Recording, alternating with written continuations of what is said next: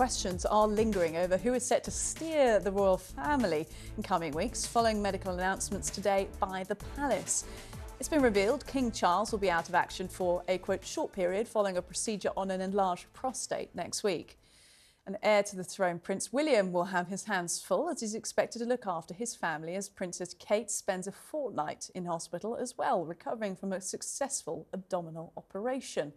So what's the protocol, we're asking, to ensure things keep ticking over in their absence? They're busy people normally. For more on this, and joined in the studio by TalkTV's royal editor, Sarah Hewson. Sarah, thank you.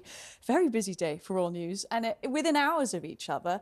Obviously, it sparks some concern, not only in newsrooms, but amongst the public. From the details we have, how concerned should we be?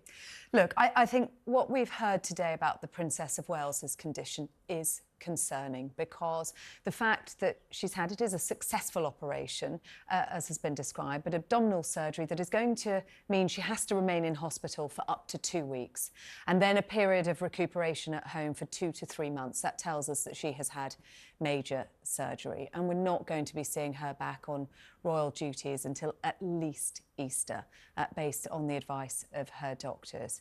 It's slightly different with the King in that he is going in for a pretty routine procedure. It is something that will affect many, many men. 50% of all men over 50 will experience the same condition as him, a benign enlarged prostate. But obviously, given that he is the head of state, it is going to mean he's taken out of action, and therefore protocol has to kick in. Normally, it would be the Prince of Wales, the heir to the throne, who would step up. But he is going to be looking after his wife and children. There are councillors of state that are in place for exactly this purpose when the monarch is ill for a short period of time and out of action. And those councillors of state are the spouse of the monarch, so Camilla, and the next 4 in line. Now, that means Prince William, who we've just discussed, Prince Harry, who's in California, the Duke of York, who is disgraced, and his daughter, Princess Beatrice. Now, in the last year or so, they realised that this might be a bit of a problem. And so 2 others were added to the list, Princess Anne and Prince Edward, the Duke of Edinburgh. So they can also stand in. It takes 2 councillors of state to stand in for the monarch on royal duties. But we're also going to see members of the royal family stepping up, and I think the Duchess of Edinburgh is extremely reliable and trusted.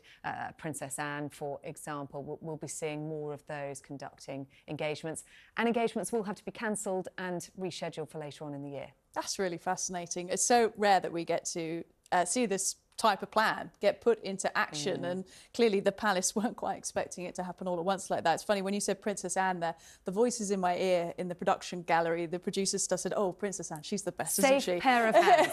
Exactly, very much so. Everyone thinks so, I think. So, yeah, you know, things will keep ticking along. In terms of precedent for this type of thing, obviously we've seen members of the royal family go into hospital before, not just to give birth, but for various medical ailments.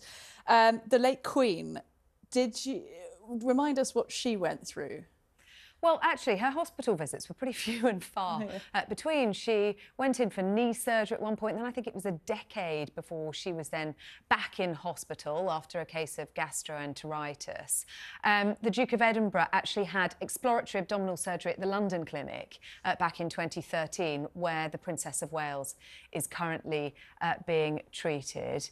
But obviously, when a member of the royal family is taken into hospital, it does raise concern. It also leads to a lot of interest and scrutiny, and that's why we had this statement from Kensington Palace today saying that the Princess of Wales knew that everyone would be interested in her condition, but she did want people to avoid speculation and maintain her privacy, partly because they've got 3 young children as well who are going to be without their mum at home for the next couple of weeks, and that's why we're seeing the Prince of Wales taking a step back from his duties as well, to be by his wife's side but also keeping things running at home. Yeah, they're young kids, and it's never easy seeing a parent in hospital. Completely understandable. Thank you so much for walking us through it. TalkTV's royal editor, Sarah Hewson.